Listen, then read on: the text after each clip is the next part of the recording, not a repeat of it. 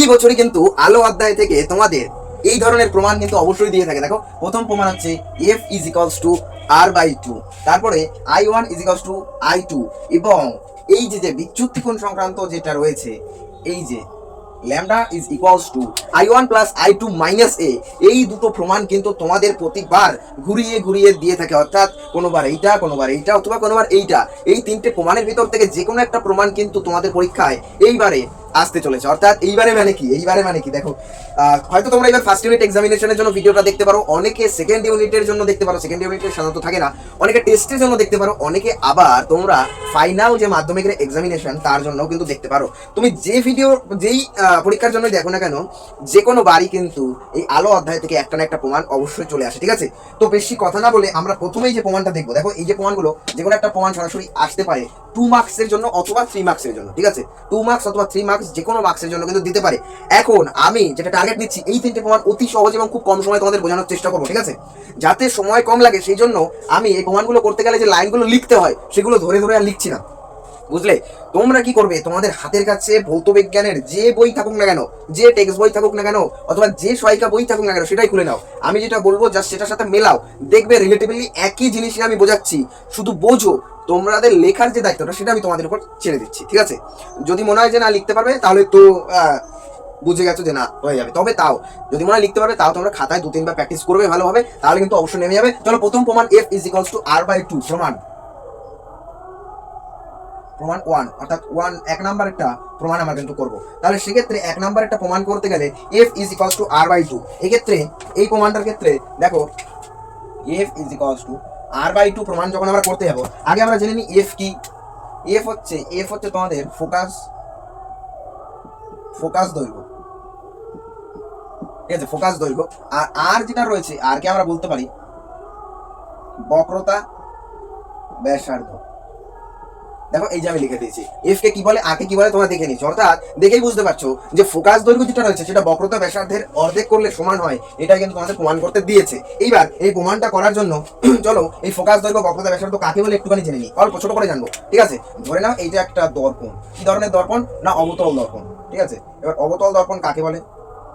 অবতল দর্পণ কাকে বলছে, দেখো, কোনো একটা গোলকের অংশ, এটা একটা গোলকের অংশ, এটা একটা গোলকের অংশ, অর্থাৎ এটা একটা গোলাকার যুক্ত রয়েছে। এইবার কোন একটা গোলকের অবতল অংশ, দেখো এই দিকটা তো অবতল অংশ, এই অবতল, এটাকে বলে উত্তল, আর এইটাকে বলে অবতল। মানে এই যে ভেতরের পাশটা এটা হচ্ছে অবতল, আর এই বাইরের পাশটা হচ্ছে উত্তল, বুঝতে পারলে? ঠিক আছে, তাহলে এইটা একটা অবতল দর্পণ। ঠিক আছে, অবতল দর্পণ। এই অবতল দর্পণ যেটা রয়েছে, তার তার যেটা ব্যাসার্ধ, মানে এটা তো একটা গোলকের অংশ ছিল, ধরো এই যে এই গোলকের অংশ, যে গোলকটার অংশ ছিল, সেই গোলকের যেটা ব্যাসার্ধ সেটাই হচ্ছে বক্রতা ব্যাসার্ধ, অর্থাৎ আর। ঠিক আছে, আর ফোকাস দৈর্ঘ্য কি? ফোকাস দৈর্ঘ্য হচ্ছে এমন একটা দৈর্ঘ্য, মানে এই যে আর যেটা রয়েছে সে আরের থেকে বেশ কিছুটা দূরত্বে গিয়ে এফ নামক একটা পয়েন্ট রয়েছে। ঠিক আছে, যেটাকে কিন্তু ফোকাস দৈর্ঘ্য বলছে। অর্থাৎ ফোকাস দৈর্ঘ্য হচ্ছে এই পয়েন্টটা হচ্ছে মেরু বলে, এই পয়েন্টটাকে মেরু বলে। এই যে এই পয়েন্টটা হচ্ছে মেরু পি দ্বারা রিপ্রেজেন্ট করছি। অর্থাৎ এই যে এফ থেকে পি এইটাই হচ্ছে কি বলতো, এই ফোকাস দৈর্ঘ্য। ঠিক আছে, এই এতটা হচ্ছে ফোকাস দৈর্ঘ্য, আর এটা হচ্ছে বক্রতা ব্যাসার্ধ। ঠিক আছে, বোঝা গেল? স্বাভাবিকভাবে তোমরা বুঝতে পারছো যে ফোকাস দৈর্ঘ্যের অর্ধেকই হচ্ছে বক্রতা ব্যাসার্ধ, এটা দেখলেও বোঝা যায়। ঠিক আছে, এখন এইটাই আমাদের প্রমাণ করতে হবে। চলো সুন্দরভাবে ছবি এঁকে প্রমাণ করার চেষ্টা করি। আশা করি আমি যেইটুকানি বলেছি সেইটুকানি বুঝতে তোমাদের কোনো অসুবিধা নেই। এবার তোমরা যদি বইয়ে দেখো তাহলে বুঝতে পারবে যে F is equals to R by two এর প্রমাণটা দুটো দর্পণের ক্ষেত্রে আলাদা আলাদাভাবে প্রমাণ করা হয়েছে। অর্থাৎ উত্তল দর্পণের ক্ষেত্রেও সে প্রমাণটা যেমন রয়েছে, অবতল দর্পণের ক্ষেত্রেও প্রমাণটা রয়েছে। এবার আমি অবতল দর্পণের প্রমাণটা তোমাদের বোঝাই, উত্তল দর্পণের যে প্রমাণটা সেটা তোমরা সহজেই বই দেখলে বুঝে যাবে। ঠিক আছে, আর সাধারণত কোশ্চেনে তোমাদের F is equals to R by two এটাই প্রমাণ করতে দেয় যে একটা গোলীয় দর্পণের ক্ষেত্রে F is equals to R by two এটা প্রমাণ করে দেখাও। ঠিক আছে, তাহলে ঘাবড়ানোর ব্যাপার নেই। আর যদি ইন্ডিভিজুয়ালি উল্লেখ করে দেয় অবতল দর্পণ বা উত্তল দর্পণ, তখন তোমাদের সেই সিস্টেম অনুযায়ী লিখতে হবে। ঠিক আছে, এবার আমি যদি ছবিটা আঁকি, তাহলে সেক্ষেত্রে দেখো এই একটা অবতল দর্পণ রয়েছে, এই যে অবতল দর্পণ, খুব ভালো কথা। এই যে অবতল দর্পণটা, এই অবতল দর্পণটাকে আমি এম পি এম ড্যাশ এই ছেদ আকারে ধরছি। ঠিক আছে, অর্থাৎ এম পি এম ড্যাশ একটা অবতল দর্পণ রয়েছে। এই অবতল দর্পণটাকে আমরা একটা কাজ করি, আমরা বাইরের দিকে এইভাবে দাগ দিয়ে দিই। এই দাগটার অর্থ কি? এই দাগটার অর্থ হচ্ছে এই যে পিঠটা, এটা পিছন দিক। বোঝা গেল না? যায়নি? মানে এই দিক থেকে আলো আসলে তখন কিন্তু সেটা দেখা যাবে। মানে কি হয়, আয়না যেটা থাকে না, আয়না, সেই আয়নার পিছন দিকটা, এই ধরো আয়না, এই দিকটা তুমি মুখ দেখো, এই দিকটা তুমি মুখ দেখো, যে দিকটায় মুখ দেখো সেটাই হচ্ছে এই দিকটা। আর যে দিকটায় তুমি দেখতে পাও না মুখ, অর্থাৎ আয়নার যে পেছন দিকটা যেটা কেউ দেখি না আমরা, সেদিকটায় আমরা এই যে দাগটা দিয়ে দিলাম। ঠিক আছে, এই যে এম পি এম ড্যাশ এটা হচ্ছে কি বলতো, এইটা হচ্ছে ওই যে দর্পণটা ছিল সেই দর্পণটার প্রধান ছেদ। ঠিক আছে, এইটা হচ্ছে সেই দর্পণটার প্রধান ছেদ। এটা হচ্ছে প্রধান ছেদ। অর্থাৎ আমি লিখে দিই একটা কাজ করে একটা খালি দিয়ে লিখি। এই যে এম পি এম ড্যাশ, এটা হচ্ছে অবতল দর্পণের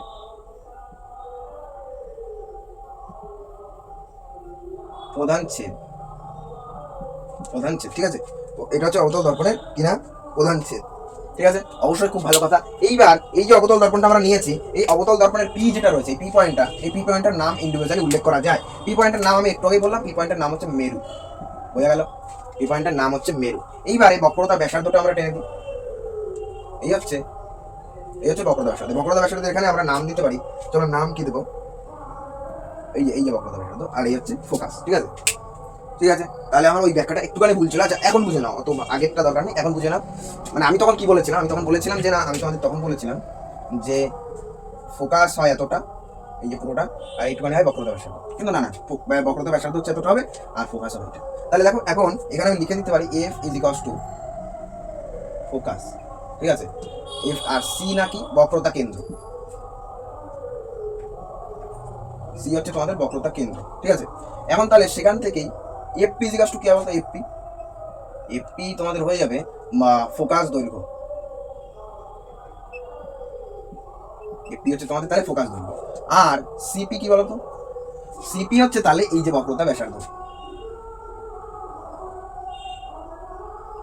আশা করি বুঝতে কোনো অসুবিধা নেই, বুঝতে অসুবিধা হচ্ছে না, আমি ধরে নিচ্ছি। তবে আর একবার আমি জিনিসটা রিপিট করে দেবো। এইবারে তোমরা ধরো যে একটা আলোক রশ্মি এসে এই যে অবতল দর্পণ তার উপরে পড়লো, ঠিক আছে। প্যারালালি এই যে প্রধান অক্ষ রয়েছে, এই অক্ষের সাথে প্যারালালি একটা রশ্মি এসছে। প্রধান অক্ষ কাকে বলছে, এই যে বক্রতা কেন্দ্র আর এই যে মেরু, এদের মধ্যবর্তী যে রেখাটা আমরা টানবো তাকেই আমরা বলছি প্রধান অক্ষ। প্রধান অক্ষের সাথে সমান্তরালে একটা রশ্মি আসলো, রশ্মিটাকে আমি নাম দিলাম কি নাম দেবো বলতো, এবি একটা রশ্মি এসে পড়লো, খুব ভালো কথা। এবার এবি রশ্মিটা পড়ার পর যেহেতু এটা প্যারালালি এসছে, তোমরা মনে রেখো যদি সমান্তরালে রশ্মি আসে প্রধান অক্ষের, তাহলে সেই রশ্মিটা ফোকাসের মধ্যে থেকে বেরিয়ে যায়। আশা করি বুঝতে কোনো অসুবিধা নেই। রশ্মিটা কি করে, এই যে ফোকাস, সেই ফোকাস থেকে বেরিয়ে যায়, তাই তো, ফোকাস থেকে কি হয়, বের হয়। এখন আমরা কি করবো, এই যে বক্রতা কেন্দ্র এটা আর বিটাকে আমরা জুড়ে দেবো। এখন তোমরা যেটা জানো যে এটা হচ্ছে আপাতন কোণ, তাই তো। আপাতন কোণ হচ্ছে এটা, কারণ কি, এই যে আমরা লম্ব টানলাম তো, এটা অ্যাকচুয়ালি লম্ব। এটা কেন লম্ব বলতো, বিসি যেটা রয়েছে, এই যে বিসিটা হচ্ছে লম্ব, বিসিটা লম্ব কিভাবে, বিসিটা লম্ব এই কারণে, কারণ বিসিও একটা বক্রতা ব্যাসার্ধ। দেখো বিসিও একটা বক্রতা ব্যাসার্ধ, এটার মতোই এটা একটা বক্রতা ব্যাসার্ধ, সে কারণে এটা একটা লম্ব রয়েছে। এবার এটা হচ্ছে আপাতন কোণ। এবার তোমার প্রত্যেকে জানো আপাতন কোণ আর প্রতিসরণ কোণের মান সমান হয়, অর্থাৎ এই কোণটা হচ্ছে থিটা, তাই তো, বুঝতে কোনো অসুবিধা নেই। এইবারে দেখো এখানে একটা জিগজ্যাগ লাইন তৈরি হয়েছে, অর্থাৎ এরকম একটা জিগজ্যাগ লাইন তৈরি হয়েছে। জিগজ্যাগ লাইনের এই কোণটা যদি থিটা হয়, তোমরা প্রত্যেকেই জানো এই জেড এর জিগজ্যাগ লাইনের এই কোণটাও থিটা হয়। এটা তোমরা অঙ্কে জেনেছো, আমি ধরে নিচ্ছি। তাহলে এই যে কোণটা, এই কোণটাও কিন্তু থিটা হয়ে যাবে, তাই তো। এবার আমি যতটুকু আশা রাখি, তোমরা অঙ্কে এইটাও শিখেছো যে একটা যদি ত্রিভুজ থাকে, ধরে নিচ্ছি এই যে ত্রিভুজ ধরো এবিসি ত্রিভুজ, এই ত্রিভুজের দুটো বিপরীত কোণ যদি সমান হয়, তাহলে সেক্ষেত্রে তাদের যে বিপরীত বাহুগুলো সেগুলোও তো সমান হয়। অর্থাৎ এর বিপরীত বাহু এইটা আর এর বিপরীত বাহু এইটা, অর্থাৎ এসি আর বিসিটা সমান। এটা আমি আশা করিনি যে তোমরা জানো না। আরেকবার বলছি, চলো ধরো এই একটা ত্রিভুজ রয়েছে, এই কোণটা থিটা, এই কোণটাও থিটা, ধরে নিচ্ছে এটা এবিসি। তাহলে এই কোণের বিপরীতে বাহু রয়েছে কোনটা বলতো, এইটা, অর্থাৎ এবি। আর এই কোণের বিপরীত বাহু রয়েছে কোনটা বলতো, বিসি, অর্থাৎ এবি আর বিসি কিন্তু সমান, ঠিক আছে। এটা আশা করছি তোমরা জানো। আর এর আগে জিগজ্যাগের ব্যাপারটা বুঝেছো, এই যে জিগজ্যাগ ছিল, এই কোণটা আর এই কোণটা সমান হয়ে যাবে, তাই তো। এবার এই দুটো, তাহলে এই দেখো এখানে এই কোণটা আর এই কোণটা সমান, তাহলে এদের বিপরীত বাহুগুলো সমান হবে, তাই তো। তাহলে বিপরীত বাহুগুলো যদি সমান হয়, তার মানে এই কোণের বিপরীত বাহু এই যে সিএফ, তাই তো। তাহলে সিএফ, তাই তো নাকি, এই সিএফ। এবং একই রকম ভাবে এই কোণের বিপরীত বাহু, এই কোণের বিপরীত বাহু কি হবে, বিএফ, ঠিক আছে। তাহলে সিএফ এবং বিএফ কিন্তু সমান হয়ে যাবে। দেখো তোমরা যদি ভালোভাবে দেখো, এখানকার চিত্রটা আরেকবার এঁকে দেখাই, এরকম রয়েছে, এই হচ্ছে থিটা কোণ আর এই হচ্ছে থিটা কোণ, এই হচ্ছে সি এফ আর এই হচ্ছে বি। তাহলে এই কোণের বিপরীত বাহু হচ্ছে বিএফ, এই কোণের বিপরীত বাহু হচ্ছে সিএফ, দুটো কিন্তু সমান হয়ে যাবে। সেই অনুযায়ী কিন্তু আমরা সমান লিখেছি। এবার দেখো যেহেতু এই যে অবতল দর্পণটা, এই লাইনটা তোমাদের বই থেকে জাস্ট মুখস্থ করে নিতে হবে, যে যেহেতু এই যে অবতল দর্পণটা সেটা রৈখিক ক্ষুদ্র উন্মেষযুক্ত, তাই তো, ক্ষুদ্র উন্মেষযুক্ত, সেই কারণে এবি রশ্মিটা কি হবে, এই যে প্রধানকের নিকটবর্তী হবে, ঠিক আছে, প্রধানকের নিকটবর্তী হবে, অর্থাৎ এই যে এবি রশ্মিটা যেটা পড়ছে সেটা কি হবে, প্রধানক কত রয়েছে, সেই প্রধানক এবং মেরু এর খুব কাছাকাছি হবে, অর্থাৎ এদের ডিস্টেন্স বেশি না, অল্প ডিস্টেন্স, ঠিক আছে। যদি তাই হয় তাহলে সেক্ষেত্রে আমরা ধরে নিতে পারি এই যে বাহুটা এবং এই বাহুটা কিন্তু অ্যাজ এ সেম। এরকম যদি হয় ইন কেস, তাহলে এই বাহুটা আর এই বাহুটা সমান হয়, তার মানে কি, তার মানে BF ইজ ইকুয়ালস টু কি হবে বলতো, FC। BF is equals two FC, তাই তো, না BF ইকুয়ালস টু FP, অবশ্যই তাই, BF ইকুয়ালস টু FP, অর্থাৎ এইটা আর এটা সমান। এবার একটা জিনিস লক্ষ্য করো, এখানে BF সমান সমান এইটা, আবার এখানে BF সমান সমান এইটা, তাহলে এইরা দুজন পরস্পর সমান বলতে পারি না, অর্থাৎ CF is equals two FP এরকম কি লিখতে পারি না, CF is equals two FP এমন লেখা যায় না, তার মানে এই যে CF আর এই যে FP এরা পরস্পর কিন্তু সমান। এবার একটা জিনিস তোমরা যদি ভালোভাবে দেখো, একটা জিনিস যদি ভালোভাবে লক্ষ্য করো, তাহলে সেক্ষেত্রে তোমরা যেটা দেখতে পাবে সেটা হচ্ছে, দেখো এই যে C থেকে P, এই যে C থেকে P যেটা ডিস্টেন্স, সেটা কি বলতো, সেটা হচ্ছে এই যে FP তার ডবল না, অর্থাৎ এই যে FP তার ডবল হচ্ছে এতটা, কারণ এইটা আর এটা তো সমান, তাহলে এইটার ডবল যদি করে দিই তাহলে এই পুরোটা আসে, অর্থাৎ আমরা লিখতে পারি যে CF ইজ ইকুয়ালস টু 2 গুণ CP, এরকম লেখা যায়, তাই তো, এরকম লেখা যায়। আবার আমরা এরকম না লিখে এটাও লিখতে পারতাম, এরকম না লিখে, তোমাদের বোঝানোর খাতিরে আমি দেখালাম যে এরকম আমরা যদি না লিখে আমরা তো এরকমও লিখতে পারি যে এই যে সিপিটা রয়েছে, যেটা সিপি, এই যে সিপি তার অর্ধেক করলেই এফপি পাই, অর্থাৎ এই যে সিপি তার যদি অর্ধেক করে দিই তাহলে এফপি পাবো। দেখো এই যে এফপি, এই যে সিপির অর্ধেক করে দেবো, তার মানে এইটুখানি পাবো, এরকম বলতে পারি। এবার তোমরা যদি ভালোভাবে লক্ষ্য করো, এই যে সিপি সেটা হচ্ছে বক্রতা ব্যাসার্ধ, তার মানে আর এই যে হচ্ছে এফপি মানে তোমরা দেখছো ফোকাস দৈর্ঘ্য মানে হচ্ছে EF, তাহলে প্রমাণ হয়ে গেল F is equals two R/2, F is equals two R/2, এখান থেকে কিন্তু প্রমাণ হয়ে যায়, তাই তো, বুঝতে আশা করি কোনো অসুবিধা নেই, ঠিক আছে। যেটা আমি আশা করলাম যে এখানে বুঝতে কোনো অসুবিধা নেই, তবে আরেকবার আমি রিপিট দিয়ে সুন্দরভাবে বলে দেওয়ার চেষ্টা করছি। দেখো পরিষ্কার কথা, প্রথমে আমি যেটা বলবো এই হচ্ছে একটা, আচ্ছা চলো কোন জায়গায় বোঝাবো, আচ্ছা চলো এগুলো আমি যেটা প্রমাণ করেছি সেটা একটু মুছে দিচ্ছি, যেগুলো প্রমাণ করলাম সেগুলো একটু মুছে দিচ্ছি। আমি আর একবার ছবিটা আঁকবো দ্রুত। এই হচ্ছে একটা অবতল দর্পণের ক্ষেত্রে এটা হচ্ছে মেরু, এই হচ্ছে এম ড্যাশ হচ্ছে এর প্রধান ছেদ, মানে এই অবতল দর্পণের প্রধান ছেদ। এখানে এটা হচ্ছে কি বলতো, এটা হচ্ছে তোমাদের ফোকাস, এটা কি বলতো, এটা হচ্ছে বক্রতা কেন্দ্র, অর্থাৎ এই যে গোলকটা পুরোটা সম্পন্ন করলে এটা হচ্ছে সেই বৃত্তটার কেন্দ্র আসতো, ঠিক আছে। এখন একটা রশ্মি যদি প্যারালালি যায়, অর্থাৎ এই অক্ষটার সাথে সমান্তরালে যায়, তাহলে সেক্ষেত্রে সেটা ফোকাসের ভেতর থেকে আসবে, দেখো ফোকাসের ভেতর থেকে চলে যাবে, ঠিক আছে, এ চলে গেল, ভালো কথা। এইবার এই রশ্মিটাকে আমরা নাম দিলাম AB, ঠিক আছে, যেটা বেরোলো সেটা হচ্ছে BC, এইভাবে বেরোলো, ঠিক আছে। এখন এই যে C আর B এটা আমরা জুড়ে দিলাম, ঠিক আছে, ধরলাম আপাতন কোণ থিটা, প্রতিফলন কোণ হচ্ছে থিটা, ঠিক আছে। জেড নিয়ম অনুসারে এই কোণ যদি থিটা হয় এই কোণও থিটা হবে, তাহলে এই হচ্ছে সেই জেড, যেটা আমি অন্য কালি দিয়ে আরেকবার দেখাই, এই হচ্ছে সেই জেড। যদি তাই হয় তাহলে সেক্ষেত্রে এই কোণের মান কিন্তু থিটা হয়ে যাবে, তাই তো। এবার আমি এটাও বলেছিলাম যে একটা ত্রিভুজের বিপরীত দুটো কোণের মান যদি থিটা হয়, তাহলে তাদের বিপরীত বাহু যেটা রয়েছে তাদের মানও কিন্তু সমান হয়ে যাবে, অর্থাৎ তাদের বাহুর মান সমান হয়ে যাবে, অর্থাৎ যেহেতু এই দুটো থিটা, তাহলে এদের বিপরীত বাহু হয়ে যাবে BF, কারণ এর বিপরীত বাহু হচ্ছে BF আর এর বিপরীত বাহু হচ্ছে CF, এই দুটো কিন্তু সমান হয়ে গেল, খুব ভালো কথা। দ্বিতীয় কথা হচ্ছে এই লাইনটা মনে রাখবে যে যেহেতু এই অবতল দর্পণটা একটা রৈখিক উন্মেষযুক্ত দর্পণ, ঠিক আছে, সেই কারণে এই যে AB যে রশ্মিটা সেটা কিন্তু প্রধান অক্ষের নিকটবর্তী হবে, এবং এই যে B আর এই যে P এদের মধ্যে ডিস্টেন্সটা খুব কম হবে। যদি সেই কেস হয় তাহলে সেক্ষেত্রে এই বাহুটা আর এই বাহুটা সমান হয়ে যাবে, অর্থাৎ আমরা বলতে পারি যে BF সমান সমান, মানে সমান সমান ডাইরেক্ট না লিখে এরকম সমান সমান দিচ্ছি যে প্রায় সমান, সেক্ষেত্রে কি লিখবো না FP, তাই তো, খুব ভালো কথা। এবার BF এর সাথে এটাও সমান, আবার BF এর সাথে এটাও সমান, তাহলে CF is equals two FP এরকম আমরা লিখতে পারি, তাই তো। এবার দেখো CF মানে কি, CF মানে এইটুখানি আর FP মানে এইটুখানি, তার মানে তোমরা বুঝতে পারলে এইটুখানি আর এইটুখানি সমান, তাই তো।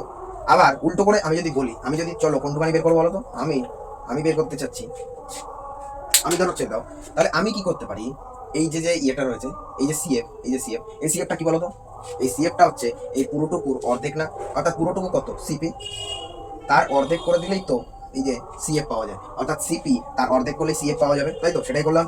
Equals to FP. এবার তোমরা যদি ভালোভাবে লক্ষ্য করো, সিপি মানে কি? সিপি মানে বক্রতা ব্যাসার্ধ r/2, আর পিএফ মানে ভালোভাবে লক্ষ্য করো ফোকাস দৈর্ঘ্য মানে হচ্ছে ইএফ। তাহলে F is equals two r/2। এখান থেকে প্রমাণ হয়ে যায়। আশা করি দুইবার আমি বুঝিয়ে দিলাম, এরপরে বুঝতে আর কোনো অসুবিধা নেই। যদি তাও অসুবিধা থাকে কমেন্ট করে জাস্ট জানাও, তারপর আমি পুরো ডাউটটা ক্লিয়ার করে দেবো। আর সব থেকে ভালো হয় তোমার হোয়াটসঅ্যাপ চ্যানেলে যদি জয়েন হয়ে যাও, হোয়াটসঅ্যাপ গ্রুপে যদি জয়েন হও, তাহলে সেক্ষেত্রে সেখানেই তোমরা আমাকে সরাসরি ভয়েসে বলতে পারবে যে তোমাদের কি অসুবিধা রয়েছে, ঠিক আছে? আমি তোমাদের সেখানে ডাউটটা ক্লিয়ার করে দিতে পারবো। চলো, 1 নম্বর প্রমাণ করাতে গিয়ে তোমাদের বেশ কিছুটা সময় পেয়ে গেছে। এবার আমরা চলে যাবো 2 নম্বর প্রমাণে। 2 নম্বর প্রমাণটা 1 নম্বর প্রমাণে যতটা টাইম লাগলো তার থেকেও তাড়াতাড়ি শিখবো, কারণ 1 নম্বর প্রমাণটা আমি একটু বেশি টাইম দিয়েছি, কারণ এটা 3 স্টার মেরে রাখতে পারো। এটা কিন্তু খুবই গুরুত্বপূর্ণ একটা প্রমাণ। এরপরে যে প্রমাণটা তোমাদের করতে হবে সেটার পয়েন্ট কি বলতো? সেটা হচ্ছে কাচের স্ল্যাবের ক্ষেত্রে আলোর প্রতিসরণ, ঠিক আছে? কাচের স্ল্যাব মানে কিরকম?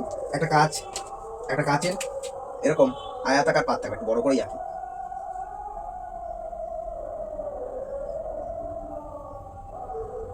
এই যে একটা আয়তাকার পাত থাকবে, ঠিক আছে? এই আয়তাকার পাতের ক্ষেত্রে একটা রশ্মি সেখানে পড়বে, যে রশ্মিটা হচ্ছে এবি রশ্মি। একটা রশ্মি এবি রশ্মি এসে পড়লো। এবার এবি রশ্মিটা এসে পড়ে এই সোজা বেরিয়ে যাওয়ার কথা, তাই তো? কিন্তু এই সোজা বেরোবে না, যেহেতু অন্য মাধ্যমে এসে গেছিল। কারণ এই বাইরে কি বলতো? বাইরে হচ্ছে বায়ু, আর এটা কি বলতো? এটা হচ্ছে কাচের স্ল্যাব। আবার এই যে এটা হচ্ছে বায়ু। তাহলে এবার তোমরা বলো, যেটা হয় আর কি, একটা মাধ্যম থেকে অন্য মাধ্যমে যখন আলো এসে প্রবেশ করে তখন তার অভিমুখের পরিবর্তন হয় না? এটা তোমরা পয়েন্ট করে জানো। অবশ্যই আমি জানি অভিমুখের পরিবর্তন হয়। তখন এই সোজা না এসে কি করবে? কিছুটা বিচ্যুত হয়ে এই বরাবর এগিয়ে যাবে। এই বরাবর এগিয়ে যাওয়ার পরে এর বেরোনোর কথা ছিল এই বরাবর, কিন্তু তবুও এই বরাবর বেরোবে না। কি হবে? আরো একটু এক্সট্রা বেগে গিয়ে এই বরাবর বেরোবে, ঠিক আছে? এই বরাবর বেরোবে। আমি বায়ুটা একটু সাইড করে এখানে লিখে দিই, ঠিক আছে? এই সোজা কিন্তু বেরিয়ে যাবে। এই যে এই সোজা আসবে, এই সোজা নামবে, নেমে এই সোজা কিন্তু বেরিয়ে যাবে আলোটা, ঠিক আছে? এবি, এখানে সি দি, এখানে ডি দি, অর্থাৎ এবি বরাবর আসলো, বিসি বরাবর কাঁচের স্ল্যাবের মধ্যে থেকে হালকা সরে গেল, এবং সিডি বরাবর আবার বায়ু মাধ্যমে এসে কিন্তু বেরিয়ে গেল। ভালোভাবে লক্ষ্য করে দেখতে পাবে আলো যেটা ঢুকছিল এবং যেটা বেরোচ্ছে সেটা কিন্তু সমান্তরাল প্রায়। এটা কোনো কাজে লাগবে না, তবুও আমি বলে দিলাম যে এটা কিন্তু প্রায় প্যারালাল। অর্থাৎ ওপরে দেখো এরকম নামছে, আবার নিচ দিয়ে নামছে এরকম। দুটোকে ধরে যদি পাশে আনি বা পুরোটা টেনে দিই, তাহলে দেখবে এটা সমান্তরালই রশ্মি, ঠিক আছে? এতে কোনো সন্দেহ নেই, যেহেতু একই মাধ্যমে রয়েছে তাই জন্য। এবার আমরা লম্ব টানবো। লম্বটা অন্য কাজ দিয়ে টানি। এই আমরা লম্ব টেনে দিয়েছি, n1 n2 লম্ব, n3 n4 লম্ব। এটা আমরা লম্বের নাম, যে দুটো লম্ব রয়েছে, ঠিক আছে? একটা হচ্ছে n1 n2 লম্ব, আর হচ্ছে n3 n4 লম্ব, ঠিক আছে? এবার যখন মানে আলোক রশ্মিটা ঢুকছে, তখন যে কোণটা নিয়ে ঢুকছে সেটা আমরা ধরে নিলাম I1, ঠিক আছে? আর কাচের স্ল্যাবে ঢোকার পরে যে কোণটা নিয়ে প্রতিসৃত হলো বা প্রতিসরণ হলো সেটা আমরা ধরে নিলাম R1, ঠিক আছে? এইবারে আবার যখন প্রতিসরণ আবার যখন বেরোচ্ছে, তখন তোমাদের কি মনে হচ্ছে? I2 নাম দেওয়ার কথা তো, কিন্তু I2 নাম দেবো না। তোমরা বলবে কেন দেবো না? কারণ এই যে কাচের স্ল্যাবের মাধ্যমটা অ্যাজ এ সেম মাধ্যম, তাই সেই জন্য নামটা আমাদের সেমই দিতে হবে। যেহেতু এখানে R1 দিয়েছি, তাহলে এর ক্ষেত্রেও নাম আমরা দেবো R2। বুঝতে হয়তো কোনো অসুবিধা নেই, ঠিক আছে? এরপরে যে কোণ নিয়ে বেরোচ্ছে অর্থাৎ প্রতিসরণ কোণ, সেটা হচ্ছে আবার কি হবে বলো তো? I2। এই এই ঠিক আছে? এই হচ্ছে নামকরণ, ঠিক আছে? এই হচ্ছে নামকরণ টোটাল। আশা করি ক্যামেরায় ফোকাস পুরোটাই আসছে, এটা আমি ধরে নিতে পারি, ঠিক আছে? ধরে নিলাম যে পুরোটাই আসছে, দরকারে আরেকবার বুঝিয়ে দেবো। এবারে দেখো, এবারেই আমাদের কাজ কিন্তু মেনলি এসে যাবে। দেখো, আমি প্রথমে এই পার্টটুকু নিয়ে কথা বলি, ঠিক আছে? এই পার্টটুকুতে তোমরা জানবে স্লেনের সূত্র অনুসারে কি হয়, যে প্রতিসরণের যেটা সাইন, অর্থাৎ এই যে sign I1 by sine I2, মানে যেটা বেরোচ্ছে, মানে যেখান থেকে রশ্মিটা আসছে সেখানে যে কোণটা হলো, অর্থাৎ R1।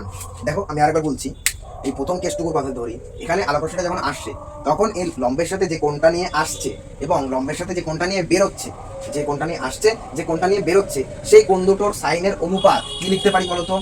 কি লিখতে পারি? I1 মিউ R1, এটাই লিখতে পারি তো? আশা করি এইটাই কিন্তু লিখতে পারি, ঠিক আছে? এটাই লেখা যায়। অথবা আমরা এখানে এটা 1 নম্বর মাধ্যম আর এটা 2 নম্বর মাধ্যমও লিখতে পারি। আবার এটা 1 নম্বর মাধ্যম, যেহেতু বায়ু মাধ্যম, তাহলে এই মাধ্যম আর এই মাধ্যম সেম, তাহলে 1 নম্বর মাধ্যম, এটা হচ্ছে 2 নম্বর মাধ্যম, এরকমও লেখা যায়। তখন সেক্ষেত্রে এখানে এরকম না লিখে আরো শর্ট আউট করে এরকম লেখা যায় 1 2। যেহেতু 1 নম্বর মাধ্যম থেকে 2 নম্বরের মাধ্যমে আলো প্রবেশ করছে, সেই জন্য ওমেগা নয়, মিউ 2 এরকম কিন্তু লেখা হয়ে থাকে। আশা করি বুঝতে কোনো অসুবিধা নেই। আমি আরেকবার বলছি, যে কোণ নিয়ে ঢুকছে এবং যেই কোণ নিয়ে বেরোচ্ছে তাদের সাইনের অনুপাত, অর্থাৎ sign I1 by sine R1 দেখো সমান সমান ওয়ান ওমেগা টু, কেন ওয়ান মাধ্যম থেকে টু মাধ্যমে আলো প্রবেশ করলো সেই জন্য, পরিষ্কার কথা। এবার নিচের কেসটা দেখি, নিচের কেসটা সেম ভাবে সাইন এই যে কোণটা, অর্থাৎ যেই কোণটা দিয়ে ও বেরোতে চাইছে সাইন আর টু বাই কি হবে বলতো, সাইন কি এই যে আই টু। আশা করি বুঝতে কোনো অসুবিধা নেই। যে কোণ নিয়ে ও বেরোতে চাইছে এবং যে কোণ নিয়ে বেরোলো তাদের সাইনের অনুপাত ইজ ইকুয়ালস টু কি হবে বলতো, প্রথমে হচ্ছে 2 নম্বর মাধ্যম, কারণ 2 নম্বর মাধ্যম থেকে আলো ছিল, এলো 1 নম্বর মাধ্যম, এটা 2 ওমেগা 1। কোনো অসুবিধা নেই বুঝতে, এটা আমি ধরে নিলাম। এটা আমরা দিলাম 1 নম্বর, এটা আমরা দিলাম 2 নম্বর, তাই তো। এইবার এই 1 নম্বর আর 2 নম্বরকে আমরা গুণ করে দেব। যদি গুণ করে দিই সেক্ষেত্রে sine I one by sine R two into কী হবে বলো তো, sine R two by sine I two, তাই তো, ইকুয়ালস টু হয়ে যাবে 1 ওমেগা 2 ইন্টু 2 ওমেগা 1। এবার এদিককার জিনিস এরকমই থাকবে, কিন্তু এদিকটায় কি হবে 1 ওমেগা 2 ইন্টু 1 বাই 1 ওমেগা 2 হয়ে যাবে। বলবে এটা আবার কি জিনিস, এটা হচ্ছে সেই জিনিসই। দেখো ধরো এ মাধ্যম থেকে বি মাধ্যমে একটা আলো গেল, এ মাধ্যম থেকে বি মাধ্যমে একটা আলো গেল, ওকে। এবার এইটাকেই আমরা 1 বাই আকারে যদি লিখতে চাই তাহলে সেক্ষেত্রে কি চেঞ্জ হবে, এরকম হয়ে যাবে, জাস্ট আর কিচ্ছু না। এই যে সূত্রটা এটা তোমরা মনে রাখতে পারো, ঠিক আছে, এটা তোমরা মনে রাখতে পারো। তাহলে এই ক্ষেত্রেও দেখো এই যে এটা যদি 1 বাই আকারে প্রকাশ করতে চাই, 1টা এখানে আসবে, 2টা এখানে যাবে, তাই তো করলাম। তাহলে এইটা আর এটা কেটে গেল, হয়ে গেল 1। তাহলে এখন দেখো sine I one by sine R two into sine R two by sine I one is equals to 1 দাঁড়িয়ে গেল, তাই তো, 1 দাঁড়িয়ে গেল। এইবারে আরেকটা জিনিস যদি তোমরা ভালোভাবে লক্ষ্য করো তাহলে দেখতে পাবে যে আই ওয়ান আর আই টু সমান, ঠিক আছে। এখানে লিখে দিই, এখানে লিখবো না, এখানে লিখি যে সাইন আই ওয়ান আর সাইন, মানে সাইন আই ওয়ান কেন, আই ওয়ান আর আই টু কিন্তু অ্যাজ এ সেম। এবার তোমরা বলবে কিভাবে দাদা, যে আচ্ছা সরি আমি ভুল লিখলাম, একটু ভুল লিখলাম, আই না সরি, আরটা হচ্ছে সমান, যে আর ওয়ান আর আর টু হচ্ছে সমান। তোমরা বলবে কিভাবে হলো, আর ওয়ান আর আর টু সমান হলো কিভাবে, আর ওয়ান আর আর টু সমান হলো কিভাবে, এখানে আর ওয়ান ছিল, আর ওয়ান আর আর টু সমান হলো কিভাবে। এবার তোমরা যদি লক্ষ্য করো এই যে এন ওয়ান, এই যে N one N two as a same ভাবে এই যে এন থ্রি এন ফোর, এরা কিন্তু পরস্পর প্যারালাল অর্থাৎ সমান্তরাল আছে। আর এখান থেকে এইভাবে একটা ছেদ রয়েছে, এই যে এখানে হচ্ছে আর ওয়ান আর এখানে হচ্ছে আর টু।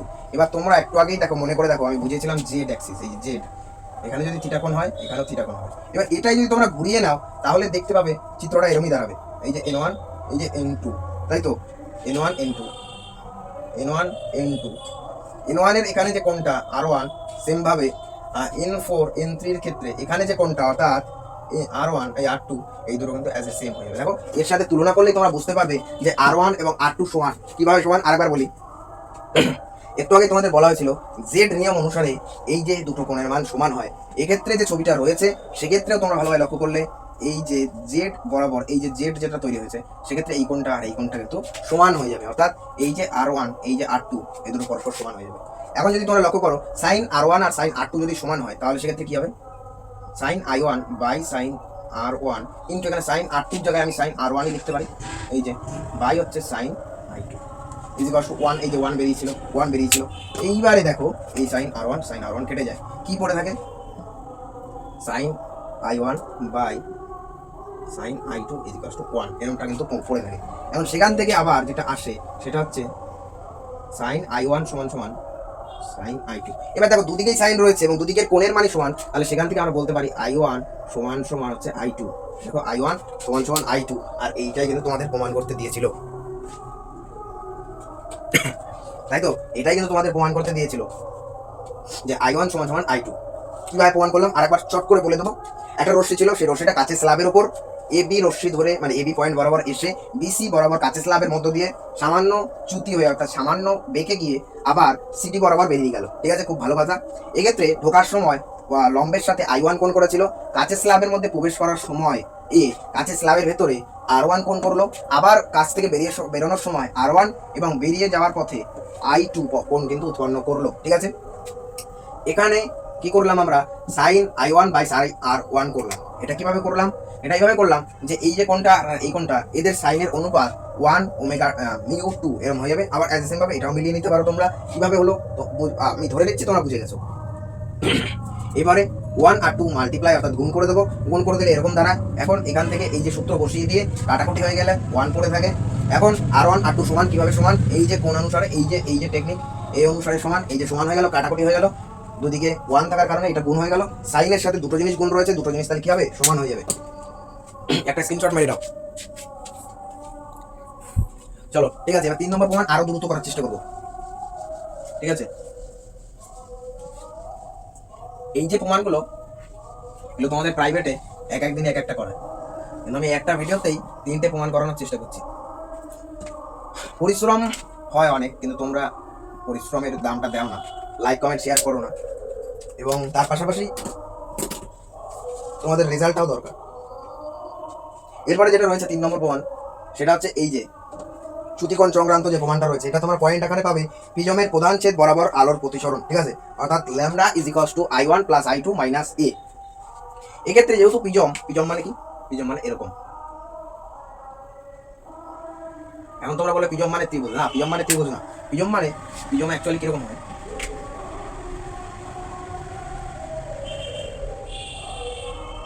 প্রিজম মানে এরকম হয়, প্রিজম মানে এরকম।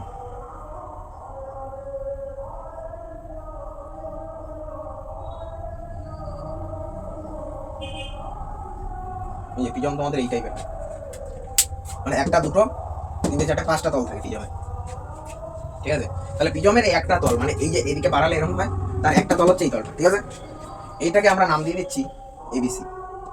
ঠিক আছে, কারণ এবিসি এর এই যে এবি তলের উপর একটা রশ্মি আসলো, এসে কিন্তু পড়লো, এই যে খুব ভালো কথা। পড়ার পরে ওর যেই বরাবর বেরিয়ে যাওয়ার কথা সেই বরাবর আমি টেনে দিই, এই যে এই বরাবর বেরিয়ে যাওয়ার কথা, কিন্তু রশ্মিটা ওই বরাবর যায় না, যায় এই বরাবর। কেন যায় সেটা তোমার প্রত্যেকেই জানো, কেন যায় বলো তো? কারণ এক মাধ্যম থেকে অন্য মাধ্যমে গেল।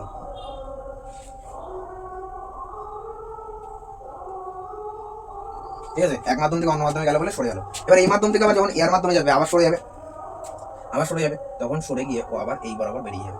ভালো কথা। এবার দেখো বেরোনোর কথা ছিল এই বরাবর, সেটা আমরা টেনে দিলাম। এই রশ্মিটা যেটা বেরোলো এর আসার কথা ছিল এই বরাবর, তাই না? এইবারে দেখো এই যে অঞ্চলটা ছেদ করলো, যে অঞ্চলটা এই যে দাঁড়াও, যে অঞ্চলটা ছেদ করলো, মানে যেখান থেকে যাওয়ার কথা এবং যেখান থেকে আসার কথা, এটা যেখানে ছেদ করলো সেখানে একটা কোণ হচ্ছে এই যে ল্যামডা, আর সেটা হচ্ছে চ্যুতিকোণ, আর সেইটা সমান সমান এইটা প্রমাণ করে দেখাতে হবে। ঠিক আছে, খুব ভালো কথা। এবার চলো আমরা লম্বটা নিই, চলো লম্ব টেনে দিই।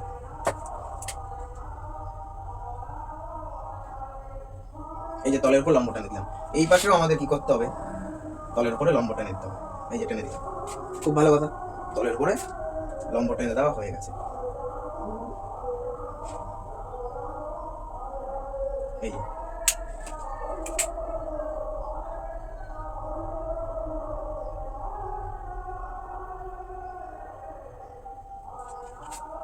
ঠিক আছে, এই হলো বিষয়। এবার রশিটা যেটা ছিল সেই রশিটাকে আমরা নাম দিতে পারি P Q R S, P Q R S রশ্মি হিসাবে আমরা নামকরণ করতে পারি। এই যে আর এই যে তলটা রয়েছে, ঠিক আছে, এই যে তলটা রয়েছে, এই তলটার আমরা নাম দিতে পারি, এই তলটার আমরা নাম কি দেবো, এই তলটার আমরা নাম দিতে পারি এম টি এন, অর্থাৎ এই একটা লম্ব এম টি আর এই একটা লম্ব হচ্ছে টি এন। পরিষ্কার কথা হচ্ছে এটাই। ঠিক আছে, আর দু একটা পয়েন্ট দেখো রয়েছে, যে পয়েন্টগুলো আমরা নামকরণ করে দিতে পারি। দু একটা পয়েন্ট বলতে কোন পয়েন্ট বলতো, এই পয়েন্টটা আমরা নাম করে দিতে পারি ইউ। আর কোনো পয়েন্ট বাকি নয়, আর এই একটা পয়েন্ট বাকি নয়, এই পয়েন্টের নাম আমরা দিতে পারি এফ। চলো, পয়েন্ট যার নাম দেওয়া হয়ে গেছে, এবার সরাসরি আমরা চলে আসি। দেখো এইখানে I1 কোণ করেছিল, এই যে তোমরা জানো I1 কোণ করে। ভেতরে ঢোকার পরে রশিটা যেহেতু এই বরাবর গেছে, এই যে তাহলে এ আবার এই যে অবিলম্বের সাথে এটা আবার কত কোণ করবে বলো, R1। ঠিক আছে, আবার এই যে রশিটা এই যাচ্ছে এখন, এই আবার লম্বের সাথে কত কোণ করবে বলো তো, R2। আমি একটু বলেছিলাম একই মাধ্যমে একই ধরনের কোণের নামকরণ হয়, এটা R1 এটা R2। যখন যেখান থেকে বেরোচ্ছে সেখানে আবার যে এই যে অ্যাক্সিসটা, মানে যে অ্যাক্সিস বলছি, যে লম্বটা তার সাথে কোণ করবে কত বলো তো, I2। এই হচ্ছে বিষয়। এখন এইটুকানির আমরা নাম করতে পারি λ1, আর এইটুকানির আমরা নাম করতে পারি λ2। এটুকুনি জাস্ট আমরা নামকরণ করে রাখলাম। কেন করলাম তোমরা পরে বুঝতে পারবে। ঠিক আছে, কেন করলাম তোমরা পরে বুঝতে পারবে। এই λ2টা এখানে না দিয়ে আমরা সব থেকে ভালো হয় এই পুরোটা তো I2, এইটুকানি আমরা λ2 দিতে পারি। চলো, আর এত এত এত ঘাবড়ানোর দরকার নেই। যেটুকু আমি বলছি এটা λ1 এটা λ2 জাস্ট ধরে নেবে, অত দরকার নেই।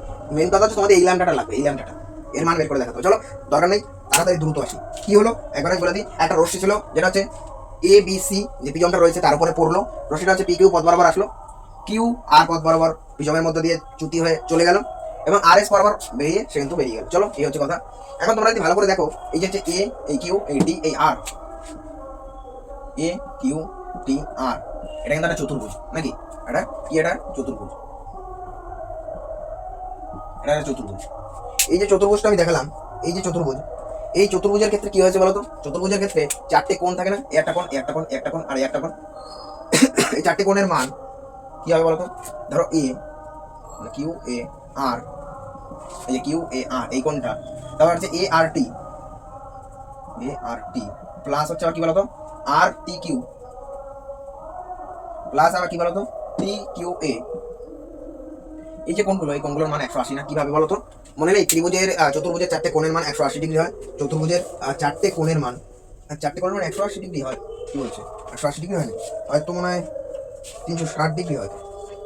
হ্যাঁ ঠিক গেস করেছি, 180 ডিগ্রি কেন, আমার তো ভুল, 360 ডিগ্রি হয়। ঠিক আছে, 360 ডিগ্রি।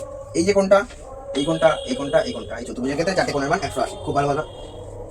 এই যে কোণটা কিউ এ আর, কিউ এ আর, এটাকে আমরা এ ধরে নিচ্ছি, এ কোণ এ আর টি, এ আর টি। ভালো করে লক্ষ্য করে দেখো, এটা কিন্তু 90 ডিগ্রি, কারণ এটা একটা লম্ব তলের সাথে, তাই এটা একটা 90 ডিগ্রি।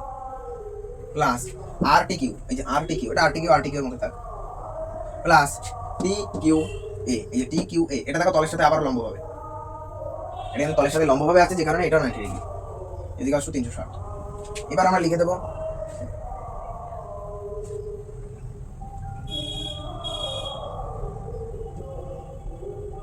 দেখো, বুঝতে কিন্তু কোনো অসুবিধা নেই আশা করি। মাইনাস করলে 180 দাঁড়ায়, কোনগুলোকে ওই পাশে নিয়ে 360 মাইনাস করে দিলাম। এবার দেখো আর টি কিউ মানে হচ্ছে এই যে আর টি কিউ, আর টি কিউ মানে এই কোণটা। এবার তোমরা যদি ভালোভাবে লক্ষ্য করো, এখানে একটা ত্রিভুজ রয়েছে, এই যে কিউ আর টি, এই যে এরকম একটা ত্রিভুজ রয়েছে, এই যে কিউ আর টি, এর মধ্যে এই কোণটা দেখো আর টি কিউ। তাহলে এবার একটা লক্ষ্য করে বলো তো আর টি কিউ এই জায়গা কি হবে বলো তো? আর টি কিউ মানে আর টি কিউ এর মধ্যে এই কোণটা আবার আর1, এই কোণটা আবার আর2। তাহলে আমরা জানি ত্রিভুজের তিনটে কোণের সমষ্টি আবার 180। তাহলে সেক্ষেত্রে আমরা বলতে পারি আর1 প্লাস আর2 প্লাস এই R T Q is equals to 180 degree. এটা আমরা বলতে পারি না, কারণ ত্রিভুজের তিনটে কোণের মান 180 হয়। তাহলে সেখান থেকে R T Q is equals to 180 minus R one plus R two, এরকম লেখা যায় না? এরকম তো লেখা যায়। এখন এই আর টি কিউর মানটা এখানে পুট করে দেবো, আর কিছু না। এখানে যদি পুট করে দিই, তাহলে সেক্ষেত্রে 180 minus R one plus R two is equals to 180। এখন এখান থেকে এর মান যদি আমরা বের করতে চাই, 180 মাইনাস 180 প্লাস আর1 প্লাস আর2, দেখো এই যে এইটাকে যদি ধরে এই পাশে পাঠাই পুরোটাকে, তাহলে এটাই থাকে 180 কেটে গেল, তাহলে এ কোণ A is equals to R one plus R two, এটা কিন্তু থাকে। তাই থাকে তো? ভালোভাবে বোঝার চেষ্টা করো, তাই কিন্তু থাকে। এইবারে আমরা সরাসরি চলে যাবো এই চ্যুতিকোণ সংক্রান্ত আলোচনায়। চ্যুতিকোণ দেখতে গেলে দেখো, আমি যেটা বলবো, চ্যুতিকোণ হচ্ছে কোনটা বলো তো? এইটা, এই যে। এখন এই চ্যুতিকোণটা হচ্ছে এই চ্যুতিকোণ আর এই যে চ্যুতিকোণ, এই দুটোর সমষ্টির সাথে সমান, অর্থাৎ এ আর এ এই দুটোর সাথে সমান হবে। ভালো কথা, এটা খুব ভালো কথা। এবার কিভাবে সমান হবে সেটা আমি একটু বলে দিই। তোমরা যদি ভালোভাবে লক্ষ্য করো, এখানে রয়েছে λ2, এই λ2 এর যেটা এই যে কোণটা, সেটা কিন্তু এখানেও হবে, মানে এটাও λ2 হবে। কিভাবে হবে বলো তো? সাধারণত দুটো সেকশন যদি ছেদ করে, তাহলে এটা থিটা আর এটা থিটা হবে, অর্থাৎ দুটো কোণের মান কিন্তু সমান হয়। এখানে দেখো কিভাবে সেকশন করলো, এই যে এইটা আর এই যে জায়গাটা, এই দুটোর মধ্যবর্তী কোণ কিন্তু সমান হয়ে যাবে। এই যে ক্রস করলো, এখানের কোণ আর এখানের কোণ সমান। এবার আবার তোমরা ছোটবেলায় একটা সূত্র শিখেছিলে, সেটা হচ্ছে একটা ত্রিভুজের যে কোনো একটা বাহুকে যদি বর্ধিত করা হয়, এই যে বর্ধিত বাহু, এই বর্ধিত বাহু এখানে যে কোণটা উৎপন্ন করছে, সেটা হচ্ছে এই যে ভেতরের দুটো কোণ, ভেতরের বিপরীত যে দুটো কোণ তার সাথে সমষ্টি সমান হয়। মানে বোঝা গেল না? যায়নি? ত্রিভুজের এই যে বাইরের যে কোণটা, এই কোণটা এই ভেতরের এই কোণটা আর এই কোণটার সাথে সমান হয়, এটা তোমাদের ছোটবেলার সূত্র।